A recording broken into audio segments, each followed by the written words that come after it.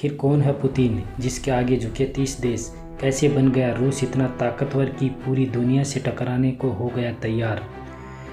दुनिया सबसे बड़ा देश रूस, 14 करोड़ से भी ज़्यादा आबादी के साथ ये देश दुनिया के सबसे ताकत देशों में से एक है।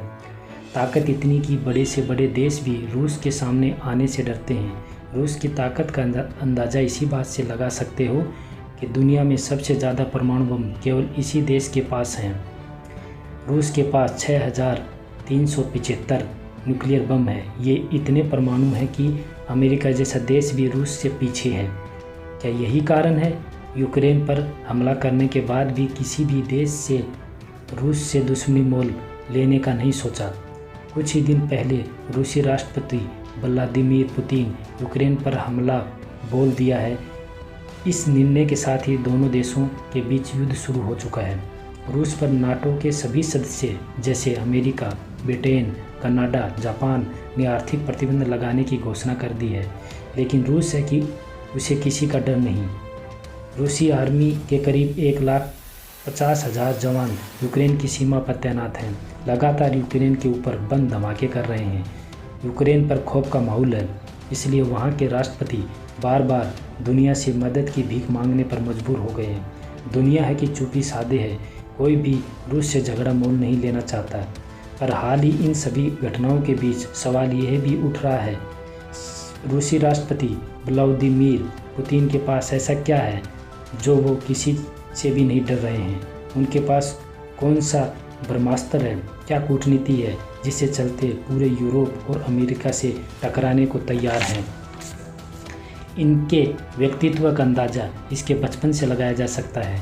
बचपन से ही पुतिन उस माहौल में पले बढ़े हैं जहां लड़कों में मारपीट होना आम बात थी, इसलिए पुतिन ने शुरुआती दिनों में जूडो सीखा। बड़े होने के बाद पुतिन का रुझान जासूसी में बढ़ा। पुतिन कानून की पढ़ाई के बाद सुरक्षा एजेंसी KGB के लिए काम करने लगे। काम भी वही जासूसी का था। साल 2000 में पुतिन ने राष्ट्रपति का पहला चुनाव लड़ा और आसान जीत दर्ज की। इसके बाद रूस की राजनीति में होने लगा जो पुतिन चाहते थे। 2004 में पुतिन दोबारा और 2012 में तीसरी बार राष्ट्रपति बने।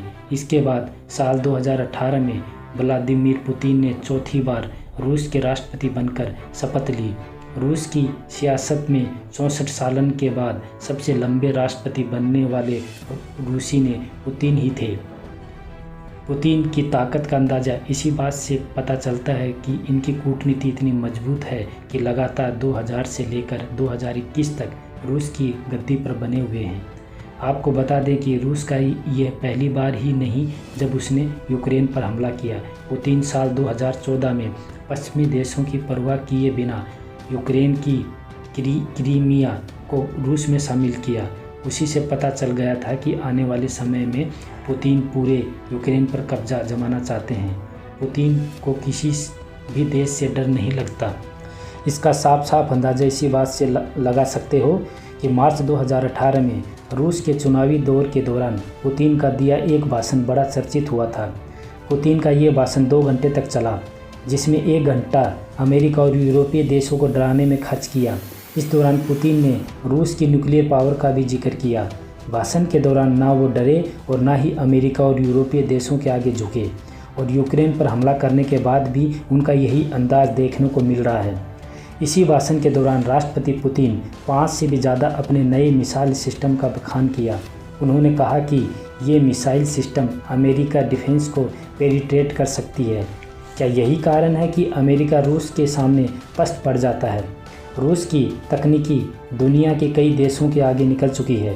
परमाणु बम के साथ साथ रूस रक्षा क्षेत्र में हथियारों को निर्यात करने में सबसे ऊपर है। अगर कोई भी देश रूस के खिलाफ एक बार लड़ने की सोच भी ले तो यह बात वैसे ही होगी, मेरी बिल्ली मुझे म्याऊं, क्योंकि ज़्यादातर देशों के पास जो भी हथियार वे मिसाइल हैं रूस की देन है। उसके अपने हथियार के बारे में अच्छे से पता है। ऐसे में कोई भी देश रूस के सामने ज़्यादा समय तक नहीं टिक पाएगा। यही वजह है कि नाटो इस मामले को बातों बातों में ही रफा दफा करने की सोच रहा है, लेकिन दूसरी तरफ पुतिन अपने इरादे बदलने को तैयार ही नहीं है। अब देखना ये होगा कि आने वाले समय में यूक्रेन की स्थिति बदलती है या नहीं।